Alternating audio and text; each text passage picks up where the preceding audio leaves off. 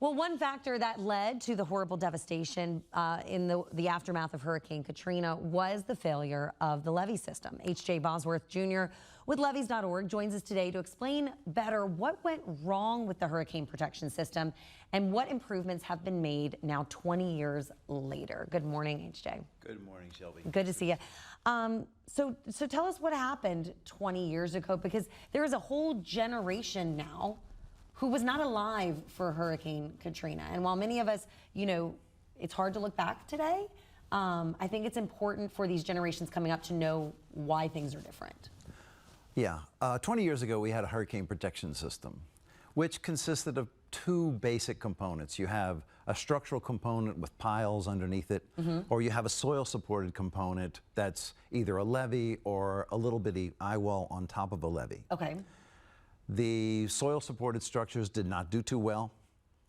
There was just too much force of water? There was a lot of force, but there were a lot of unknowns underneath these levees. Levees are built over the years. Like the levee along the 17th Street Canal was originally constructed as a railroad embankment. Oh, okay. So a railroad company bought some property, dug out what is now known as the 17th Street Canal, built an embankment, put a railroad on top of it, and used it for the World's Fair back in 1885. Huh. Over the years, it looked like a levee. They used it as a levee. They thought it was a good levee. Unfortunately, underneath it was some very, very soft soils. They put this embankment right on top of an old bayou with some very gooey soil underneath, and it just hadn't been tested with the force of a storm surge like Katrina until then?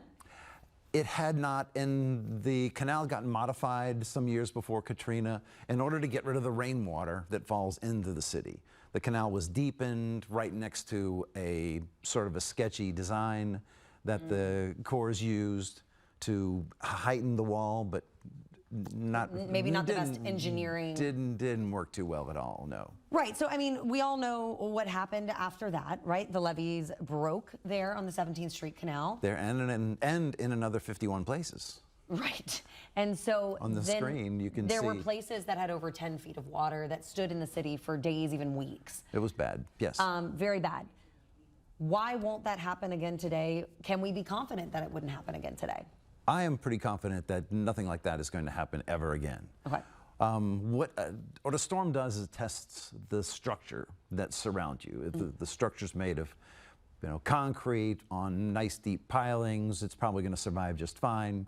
If a flood control structure is nothing but dirt, well, as maybe we knew not. 20 years ago, they didn't happen. They didn't hold up too well. So now, do we have concrete in our levees? We have lots and lots of concrete at the perimeter. We no longer have storm surge that'll be coming up the 17th Street Canal, the Orleans Canal, the London Avenue Canal.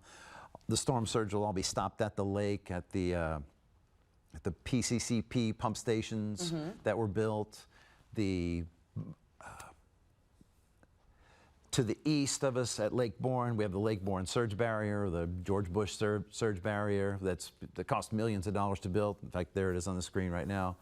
And those things stop it from putting those pressures on the levee, but even those levees have been built up differently to be more structurally sound. Yeah, not necessarily the interior levees, but definitely the perimeter levees. Gotcha. And the structures on top of, like, the levee that ran along the Gulf Intercoastal Waterway and the Mr. Go, which is no longer in business. Right. That got strengthened. It's much, much, much higher than it was before. It's got a big concrete supported, pile supported T-wall on top. So we've made some changes. A lot of changes. Billions and billions of dollars of changes. Billions of dollars in changes to protect our city here 20 years later.